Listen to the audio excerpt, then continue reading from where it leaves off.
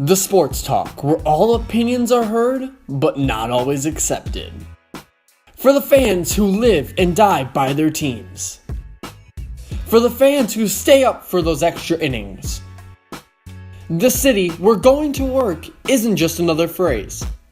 Where we live and die by the next swing of the bat. Diehard fans hate us and love us.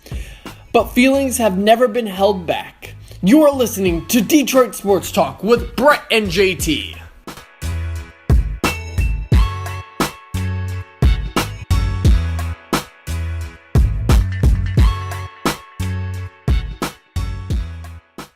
Good afternoon, ladies and gentlemen. My name is JT Smellick. And my name is Brett Hebel.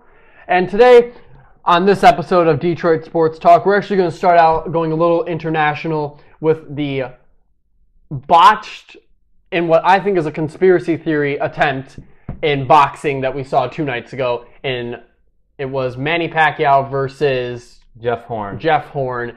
And if I've ever seen a fixed boxing match, it was definitely that one that we saw the other night. Manny Pacquiao completely destroyed Jeff Horn. And I mean, like, if you saw before and after photos of, like, each fighter, Manny Pacquiao was with his wife. Jeff Horn was in the hospital. Yeah. And I mean, like, right there, like, Jeff Horn got his ass kicked and he had his arm raised.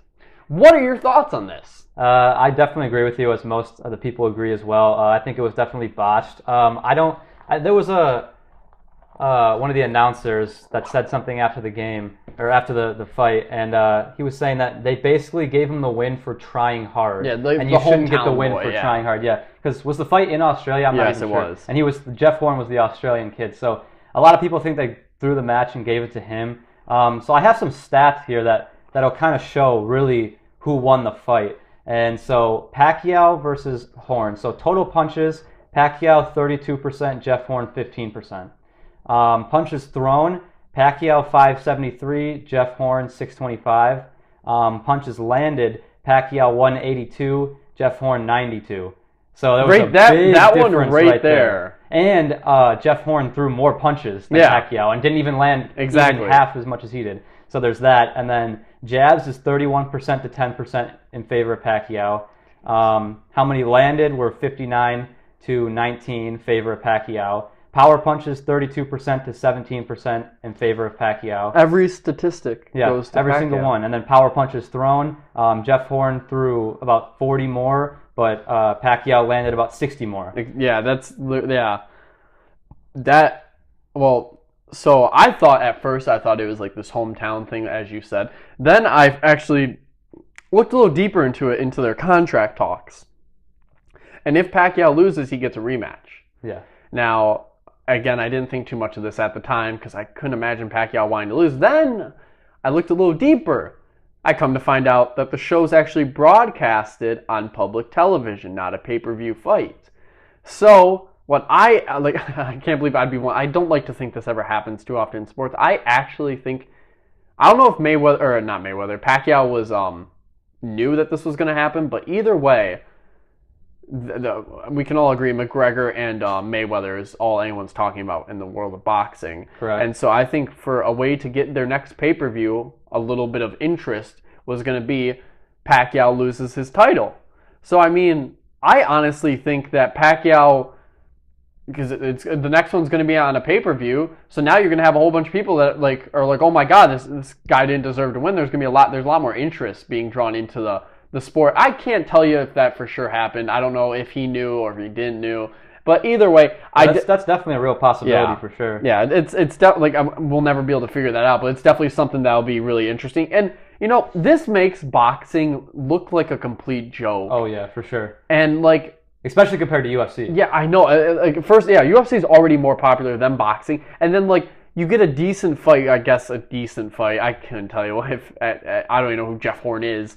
And they botched the call. And could you imagine if something like that happened in like basketball or the NFL, and like it was like an outright like touchdown, and then they just go, "Oh, nah, there is a holding over there," but you never saw anything.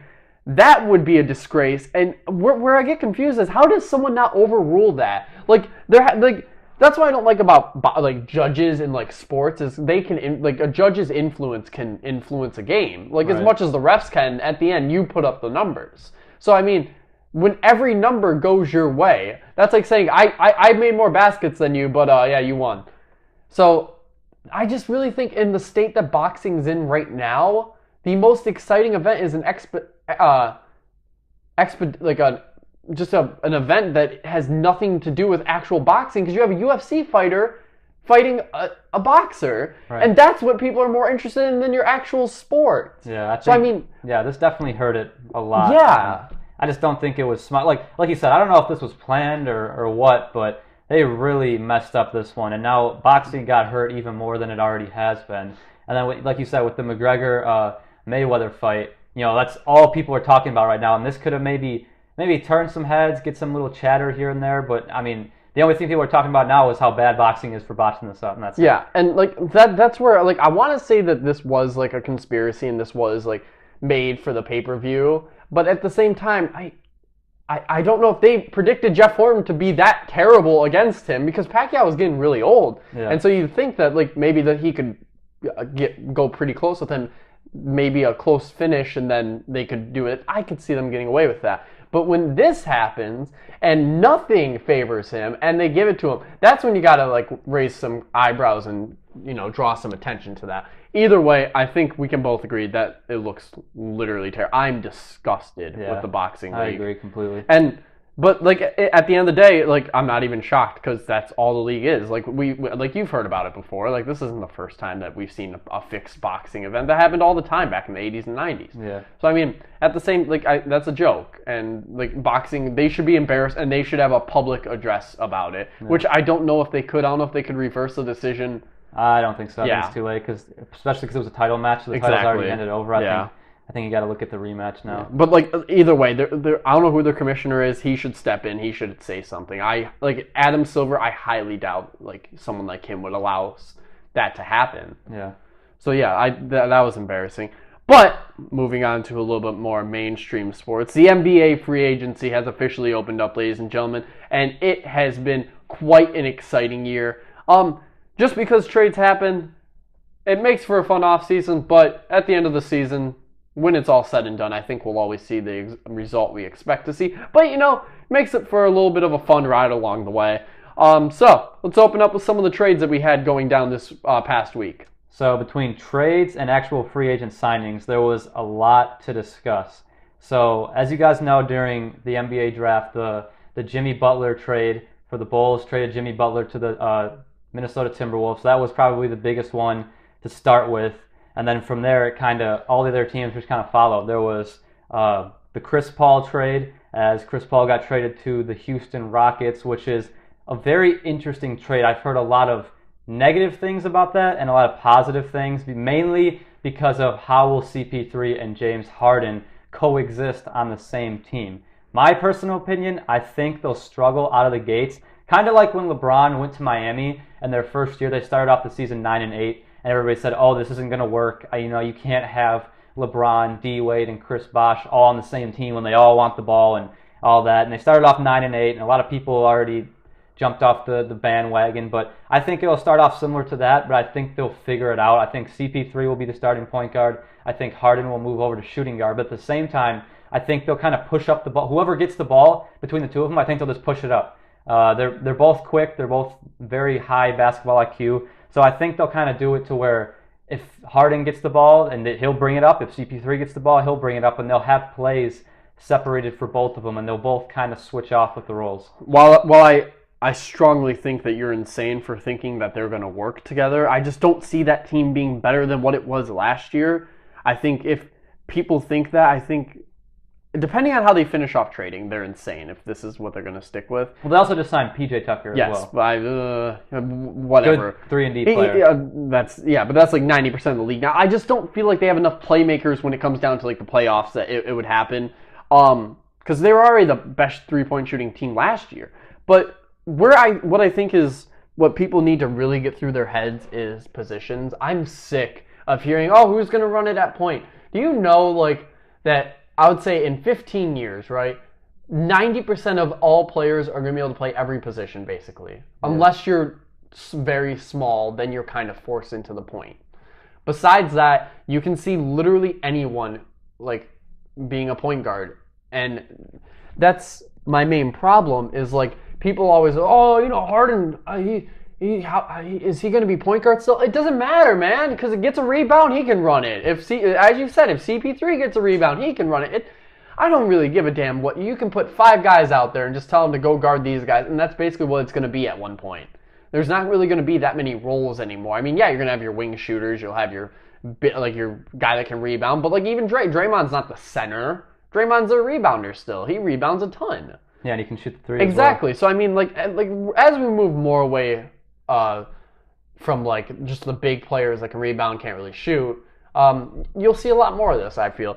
But let's get into something I think was very interesting, and it's actually involving your second favorite team away from the Pistons, OKC. Correct. So I'm sure most of you guys have heard by now, but Oklahoma City Thunder kind of surprised everyone and traded for the former Pacers superstar Paul George.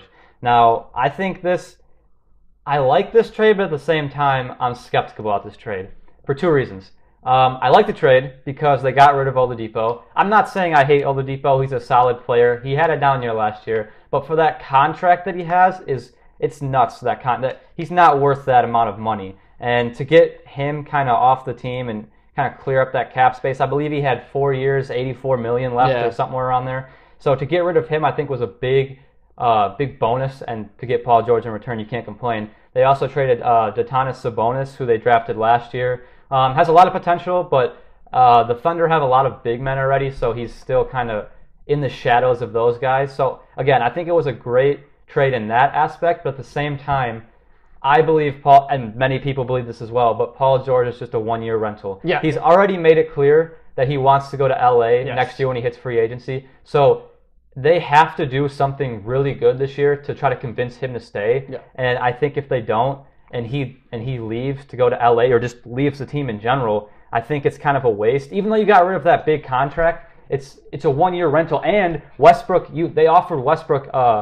extension, which he might not even take. Right, he's going to wait it out to see how it does. And the thing, I'm hearing rumors that Paul George, now that they're on the same team, they're friends. They could convince each other to both go to LA in the summer of 2018. Sooner or later, LA is going to get the stars that they keep saying they're going to get. I think it's going to be inevitable, as much as that annoys me. But this is where I really do agree with you. The Paul George is a good and bad thing. So if you could get Paul George to stay, that's pretty good. But at the same time, you're not better than what you were 2 years ago, which I think is a joke. And then if Paul George leaves, and okay, hypothetically, let's say you keep Westbrook, okay?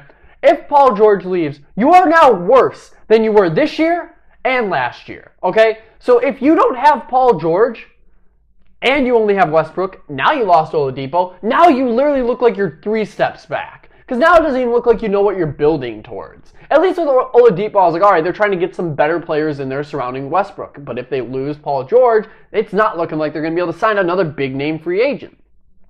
So either way, I'm seeing this going around right now, and it's really frustrating me, as I see people saying, is OKC going to be a contender in the West? No, they're not. They're not going to be anything near a contender because, they had KD, right? Mm-hmm. They had Serge Ibaka at one point. Sure. They had a whole bunch of players that they couldn't get it done with. They had Harden. They had Durant. They've had Westbrook. They've had better coaching, in my opinion, and they haven't been able to get it done any of those years. As we watch more players make their way towards the West, it's getting even tougher. This team that they put together this year, I don't think they could contend last year, and the West is going to be better this year than it was last year. So do you think this OKC team will be better this year than they were last year, get a higher seed in the playoffs, let's say? I can't tell you about higher seeds because some teams might. I can't tell you how free agency is going to end. But what I can tell you based off right now, if we had to pick based off of right now, I'm going to tell you they might get a higher seed, but at the end it will be a first-round exit for them, in my opinion. It's too much. Paul George isn't the stud that many. I don't think he's a great leader. I think he's a pretty good. He can.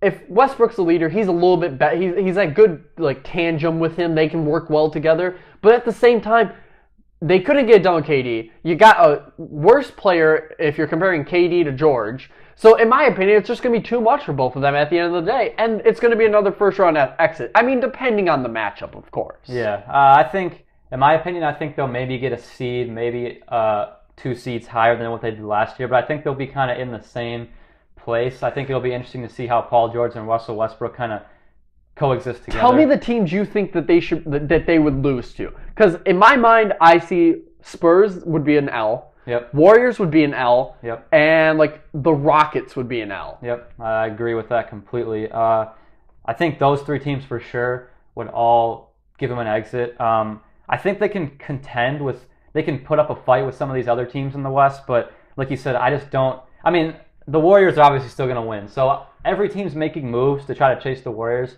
But at the end of the day, even if you're getting a little bit better, it's just it's not going to change much. Because they have the best players in the league. You can get all the really good players in the league, but they don't beat the best. Right. And I disagree with you a little bit when you said that they would kind of have no direction if they lose Paul George, which many people think they will. The good thing I think about even the Paul George trade is that, as I said earlier, they got rid of Oladipo's contract, which was huge, $84 million over 4 years. Who are they going to sign with that, though? But the free agent market is going to be stacked next year as well. So losing that, I would take my chances with signing another superstar if you get rid of Oladipo and save money for him. I agree. But in my mind, next year, that's the year of the LA Lakers. This is just my opinion. Again, I do agree. A lot of free agents next year. But in my mind, I really feel like it's going to be a lot. It's going to be dawn the era of back Showtime Lakers. They'll be back. Okay. See, I agree with that as well. But at the same time, you never know. I mean, exactly. nobody predicted Paul George getting traded to OKC. Yes. So anything could happen, really. I mean, the free agents next year, it's crazy because as everybody talks about the banana boat, which is LeBron and Wade and Melo and Chris Paul, they're all going to be free agents next year if they don't sign any extension anywhere. I think Chris Paul will stay with the Rockets, so that's just my opinion. I think if the Rockets disappoint and they don't coexist together, if they botch it and it's going terribly, he'll leave. But I mean, if they, as we predict, I would say they can win the first round. Honestly, I think even if let's say the Rockets get to, let's say, even the Western Conference Finals and lose to OKC, I think if you mean to Golden State? Yeah. If CP3, if they lose to Golden State in the Western Conference Finals, I seriously think if LeBron goes to LA, the Lakers, and Melo goes there, I think they can convince CP3 to go there if D-Wade goes there as well. Because if you look at that, I would take that team over the Rockets team any day. I would take them over Golden State probably too.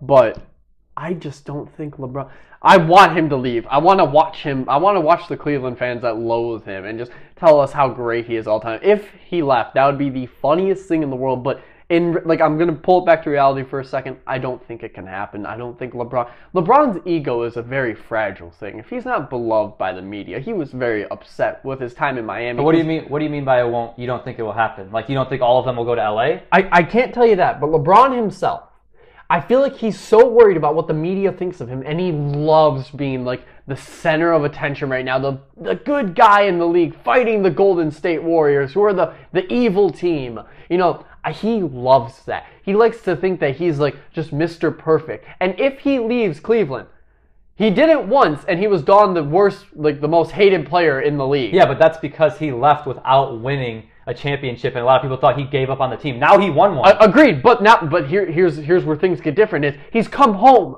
He's come home to be with the but he did what he said he was going to do. He won the championship. He did, but now they're like, this is our boy. He's come home. He's learned from his mistakes in the past. He's come home to guide us as a team. We've done everything for him. We've given away all of our Andrew Wiggins. We've brought in everyone he's wanted. We've signed Tristan Thompson, J.R. Smith.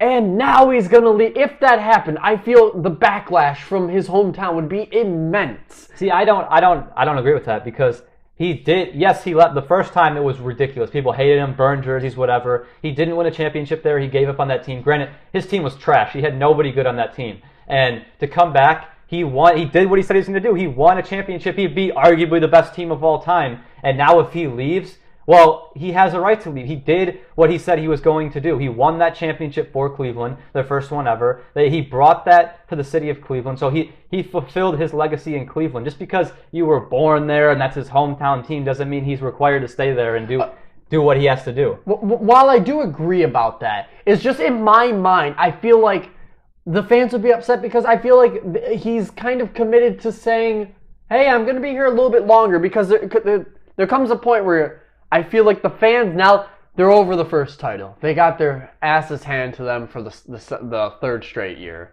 after the first year after winning their title. I feel like they're kind of sitting there like, all right, LeBron, we need to make another move, you know? Like, I feel like they're over the championship. But they can't. That's the problem. They can't. They tried aggressively to trade Kevin Love, and nobody wanted him. No, by make a move, I mean, like, I don't think they're content anymore, like, with that one title, because now they've had that taste of the LeBron winning. Now they want more and more and more, and then if LeBron just goes bye-bye, I just, in my mind... But can you blame him, though? Because he's not going to beat the Warriors. I can't blame him. I mean, I can blame him, but I can't blame the league that he created thanks to the first time he left, because this is all that we see nowadays. So I can't blame him for doing it again. But I can expect the league to be pissed about, like, at least the fans for Cleveland. I still disagree. I think though you'll have some of those fans obviously that will be totally pissed off. But at the same time, I think if you're pissed off that he left, I mean, what is there to be pissed off about? He got you to the finals every year since he's came here. He's won one against, again, arguably the best team ever. I don't know what more you want him to do. Agreed. And when you got guys like, yes, Kyrie is great, but he's been in and out over the last couple finals. One game he's amazing, and the next game he's nowhere to be found. Love usually has been nowhere to be found. So they got the superstars he wanted, but at the same time they're not producing. So. Agreed. So I mean, we'll see when it comes. In my mind, I don't think he's leaving. I don't think there's a threat of him leaving. I would love if that happened, though. I think there's a serious threat of him leaving, especially if they lose, if they make it to the finals again and lose, which they will make it to the finals again. When they make it. If they lose to the Warriors, which again I think they will. I seriously think he'll sit back and say, wow. This again, especially if Kyrie doesn't show up and Love doesn't show up, and you got guys that really aren't really showing up. I think he'll just sit back and say, "Wow, I'm wasting my career is coming to an end, and I'm sitting here wasting years of my career on a team I know I'm not going to get it done with." I mean, I can understand that. Yeah. Plus, he's pushing himself like crazy. He doesn't really get to sit the bench because everybody else on his team. Every time he sits the bench, the other team, like the Warriors, come out and they drop 10 points while he's on the bench for 2 minutes. Yeah, and it's pretty frustrating, but at the same time, I put some of the blame on him himself, because he's the one that, like, the Cavs want to make him so happy, they're trying to do everything he wants. In my mind, LeBron would make the worst GM, in my opinion, because it seems like all the guys that he wants to give extensions to are just guys that he thinks are going to help him right then and there, but they just don't show up, because, well, the other team got better by signing better players. He wanted to keep the same team, basically, from last year. So, I mean, yeah, the Tristan Thompson deal, God, that was disgusting. Yeah. But LeBron was demanding to get it done, and if you're the best player in the league and you want to keep him on your team, you got to make him happy. And I find it interesting that right now there's been reports that, you know, all these other free agents from other teams are kind of throwing their sales pitch at these free agents, like, hey, come to my team, we'll do this, this, and this, and we'll treat you like this, this, and this. LeBron already came out and said he's not doing that. He's not helping the Cavs recruit. He's just laying back, enjoying the summer. I think he was at Eric Bledsoe's wedding or something last weekend. So he said he's not helping this Cleveland team, which to me I find it interesting. I don't really think of it as much, but if you really look into it, I think you could look at it like, oh, he's not helping this team because he's going to be recruiting next year for a different team. Yeah, or he's just going to leave. Interesting point. Yeah, that would really frustrate me if I was a Cleveland fan. Like, if it would frustrate me too, but at the same time, I would understand where he's coming from. Yeah, but like with the whole not recruiting thing, like I want Andre Drummond, like I want him trying, you know, like talking to his friends, being like, hey man, listen, you know, we got a good thing going here, like. I want my players to be on my boat, you know what I mean? And like when I hear him singing on the sidelines, just kind of like watching, I don't know, that would worry me and frustrate me. But again, if I'm LeBron, I can see myself leaving, but I don't know about LeBron's ego. That's the only thing that I would question. But we're gonna move on here. 76ers, they look better by the day. Yeah, that's really impressive. They're a really upcoming team. They drafted Marquez Fultz with the #1 pick.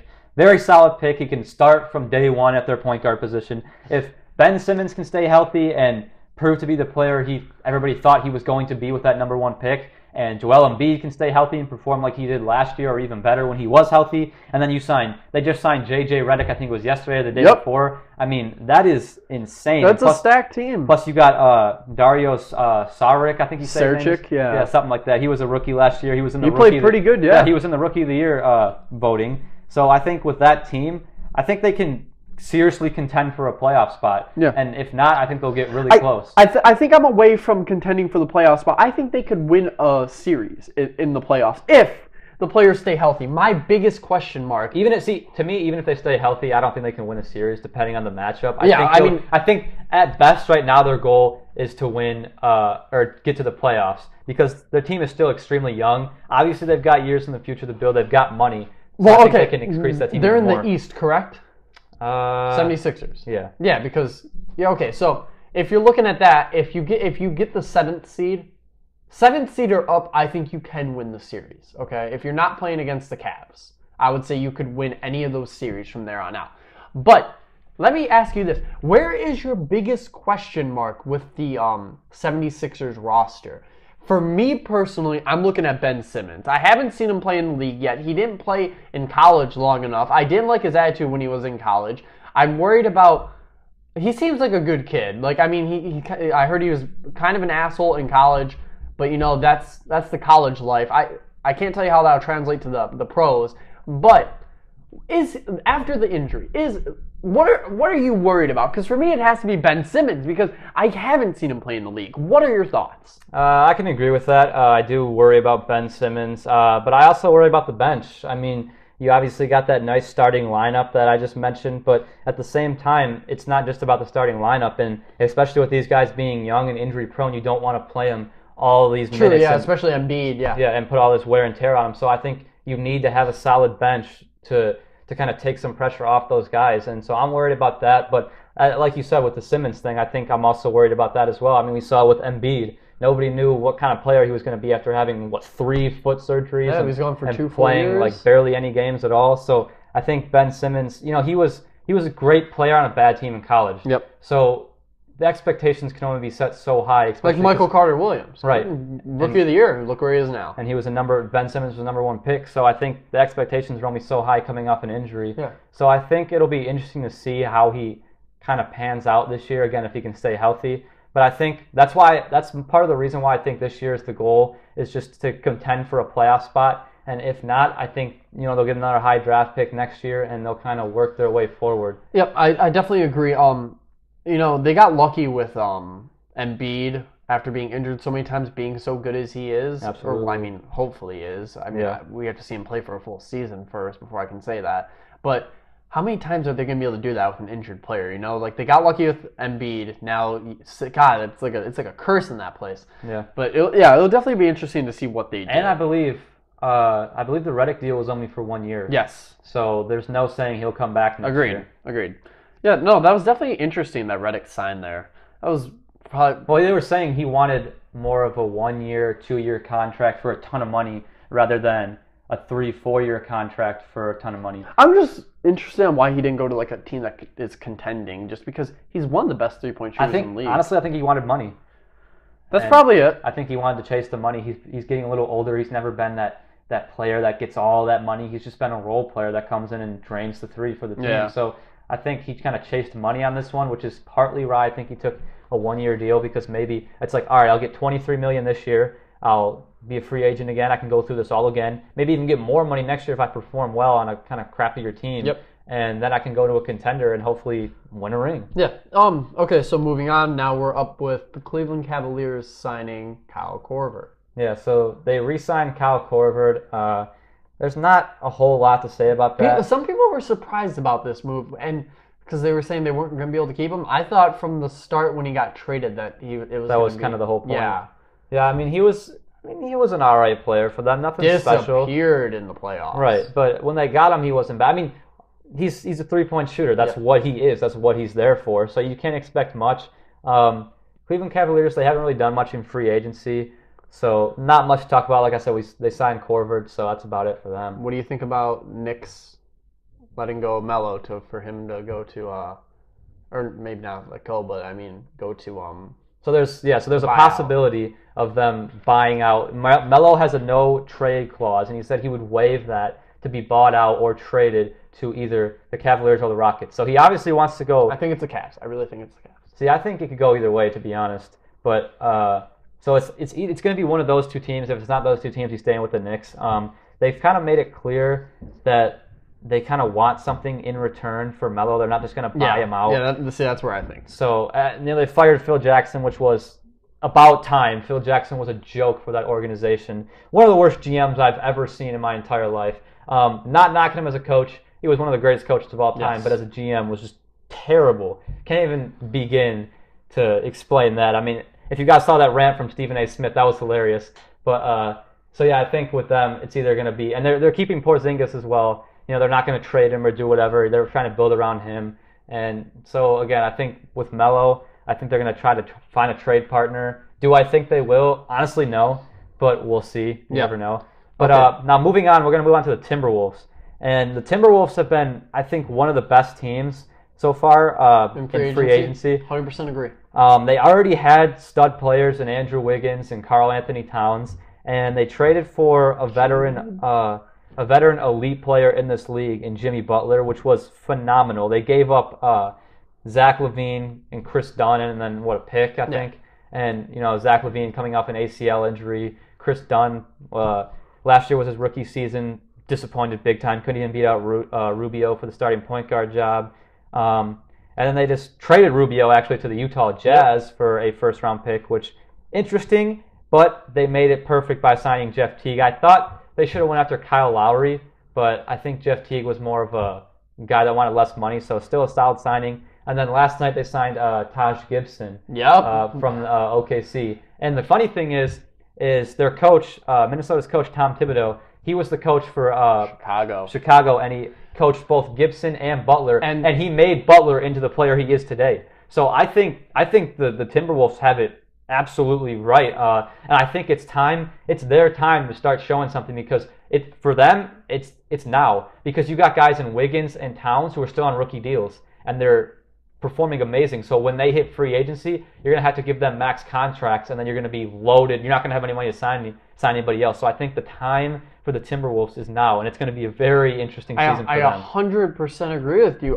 Derrick Rose, there are talks that Derrick Rose might be going to the Timberwolves. If that happens, you are looking at the Chicago Wolves, basically. That team, you're basically going to see the same team, but just with another star in Karl Anthony Towns. You're going to see a really competitive team. That's going to be an exciting team to watch. I think they're going to be a dangerous team, especially, free agency is just beginning. Yeah. So there's a lot of time to go. I know they've still been trying to make splashes. They missed out. They wanted J.J. Redick, but they wanted to offer him a 3-4 year deal. He wanted a 1-2 year deal. So he went to the 76ers, as we mentioned earlier. They were in the running for Paul Millsap, but Millsap chose the Nuggets last night. Another huge player from the East moving over to the West. And so I think the Timberwolves are a serious team. Now, they're not going to be a contender or anything like that, but I think they'll get a high, somewhat middle-of-the-road playoff spot, and I think they'll be a dangerous team to compete with. Okay, so we're going to go on to the hometown team, Detroit Pistons, who signed Langston Galloway. Yeah, Langston Galloway. Yep, and I think he averages career 9 points a game, 3 assists a game, nothing special. Yep, but he never really had a starting role. So yeah, we'll see. He's going to be a bench player still. We signed him for his 3-point shooting. I think he's a career 47 or 49 or somewhere in there, 3-point shooter. But here's the interesting thing. He's pretty good on defense and stuff, but he's the third point guard on this roster as of right now, with Ish Smith and Reggie Jackson. Well, he can also play the shooting guard. Agreed, but I think he's going to be more along the lines of the point guard position, since, in theory, if you sign him, I would expect one of your point guards to be gone, or... maybe that's what they're trying to do. They're trying to move Reggie. Yeah, so, a lot of people are confused by this, but I think that this could be a sign of things to come in the Pistons with their trade talks of Reggie Jackson. So, that'll be really interesting. there's not a whole lot I can really say on him because he hasn't played very much in the pros. So I mean, we could see someone who he could be a little bit like Ish Smith, comes to Detroit, plays under Van Gundy, plays a lot better, smarter basketball, really plays a role. That's not the big ticket I'm interested in from the Pistons right now. I want to talk a little bit about their summer league with their draft picks, Luke Kennard and Henry Ellenson. What are your thoughts so far? Because from what we've seen in the OKC game, that they got screwed out of their victory by the refs. Yeah. Luke Kennard looks every bit as advertised. He looks like someone that we actually could use from the start and the get-go. What are your thoughts? Yeah, so I think there's only been 1 or 2 games, so nothing major yet, but just some little stats here. I'm actually kind of shocked by this. Henry Ellenson is averaging 29 minutes a game, most in the summer league, and he's averaging 21 points a game, which is tied for first. So, and 9 rebounds a game, so almost a double-double. I think he's got some serious potential. When we drafted him, last year's draft class was just awful. Yeah, I can't really blame it because no one really panned out so far. And I think we had 18th pick last year, and we picked Henry Ellenson, and I was like, I heard of him, but I don't know much about him. Yeah. And I kind of watched some highlights. He's all right. He's a white boy. He's a taller guy. He can shoot the ball a little bit. I do like his work ethic though. That's one thing. He wants to be here, so I applaud him for that. Yeah, and I think honestly, with the Pistons, I think you need to trade. We talked about it in some of our other podcasts. We need to trade guys like Drummond and Jackson and kind of let these newer guys kind of have their shot and give them this time they need to develop into possible stars or at least good players in this league. And then Luke Kennard's on that list as well. He's top 10 for points per game. He's at 16. And he looks good. He's shooting, he was knocking down the nicely. three. Another guy that wants to be here. He said they were interviewing him the other day, and he was talking about they were asking if the Pistons had to have you at point guard, would you do it? And he said, I'm open to it. I'm here for whatever they need me for. That's what I like to hear. I like to hear players that are willing to learn and get better. Yeah, he's a very nice guy, positive guy. Like we said, he can shoot the 3 ball well, and like you said, everything is advertised. So I'm impressed so far. So I don't want to look too much into a summer league, because it's just a summer league. But God, am I excited to see those two? Not Ellenson as much. He's definitely gotten on my radar a little bit more from that game. But I mean, I am excited to see what they're going to do with them because I would like to see Ellenson play a bit more, and Kennard I expect to be playing this year. Yeah, I don't think, honestly, in my opinion, I don't think you'll see much of Ellenson. I think you'll see more of Kennard than Ellenson, but still, you won't see a whole lot of Kennard. Another interesting thing is with KCP. A lot of people are saying the Pistons are almost forced into signing KCP, and it's like, at the same, KCP, don't get me wrong, he's not worth all that money. No. But a guy. That's what the NBA is. Yeah. He's a guy, in my opinion, he'd be a tough loss. He's still extremely young. Very good defender. He'll come on any of their best players. He's a great 3-and-D player. His shooting's really came through. He's gotten more patient, and his defense has been outstanding. So I think you have to sign him. But I think with the signing of Galloway and then drafting Kennard, I think they're preparing and only if they did lose KCP, because there's teams like the Kings and the Nets that are willing to offer him a max contract, which we can match and give him more. But I think we will. But if for some reason we didn't, I think they want guys to kind of be there to back him up. Yeah, the more I think about it, the more I like the signing because he could play point. He could be a shooter, like on a wing for KCP if he's gone. Yeah. This guy, he's basically right now is. We'll see where other players on this team end up, and you're going to fill the hole, basically. I really do enjoy that, actually. So, you know what? Good signing. I'm going to give it to Van Gundy. I think this is a solid signing. It reminds me a lot of Van Gundy's signings. He's not a guy that's going to go out there and sign one of the top free agents, but he's going to make those little moves. Those smart moves. And when he first came into Detroit, before he got rid of Josh Smith and everything, he got some literally unknown players. He signed them to one-day deals, like Darren Hilliard. I think he got a one-day deal to start. Well, we drafted him second round. Oh, was that? Okay, that was him. Who was it? We gave a player. There was a guy named John Lucas III. Who was a point guard, and we signed him to a 10-day contract, and he actually impressed, and we signed him for another 10-day contract, impressed again, and then signed him for the rest of the season. Yeah, so Van Gundy's really good at finding these guys that he sees that can fit the system and play some good, meaningful minutes. Yeah. And that's why I think when people say Van Gundy needs to go, it's like I think you need to really check yourself because Van Gundy's done an excellent job here. Yeah, the team didn't do as well last year, but that's not all on him. He set this team up, and they just didn't gel. There was injuries, there was all kinds of stuff. So I think it's not on him. I think he's doing a great job here with these little signings. Like if we're looking at any of the signings, tell me a bad signing. Right, yeah. Because Reggie Jackson, what did we give up for him? You know what I mean? He's not panning out because of an injury all of a sudden. But in the moment, we gave up a career backup point guard. Exactly. And Kyle Zingler, the bucket man. The bucket man, So the meaningful trades happening there. Yeah, the only one that people complain about is giving Andre Drummond a max deal. But at the same time, you can't complain because he was coming off a career year. Yeah. And if you didn't sign him and he succeeded somewhere else, then you look ridiculous for not signing him. You look like a joke. And see, you know what Drummond's deal is reminding me of KCP's deal is if KCP does not perform, if we sign him to a max deal, or not a max deal, but a big deal. No, he's going to get a max deal. Is that what they're shooting for? He's going to get a max deal. I have not paid any attention to it. So he wants a lot of money. If he doesn't perform, what are people going to say? They're going to blame Van Gundy. Oh, this is your fault. Why do we have him? He can't shoot the three all of a sudden. He's inconsistent. This literally reminds me of what I'm going to see, what we saw last season with Drummond. Yeah. So, I mean, I'm really worried about that happening again because he's going to get blamed for it. But then I hear people saying, oh, well, we got to sign him. Yeah. So overall, I think Van Gundy's done a great job. Like last year with Delure and Ish Smith, I mean, they turned out to be pretty good players. And, they were kind of under the radar signings. Not a lot of people were looking at them, but they really kind of came through off the bench. So I think Van Gundy's doing a great job. I think the Pistons will hopefully make the playoffs next year. I mean, the East has gotten way worse.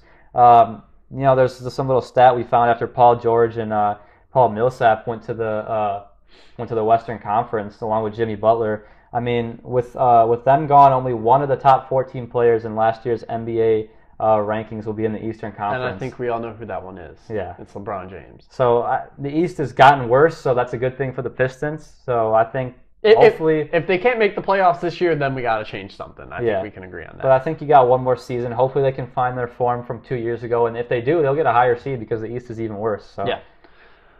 But, ladies and gentlemen, that is all for today's episode of DST. We hope you enjoyed watching. My name is JT Smelik. And my name is Brett Hebel. Signing off. Have a great day, everyone.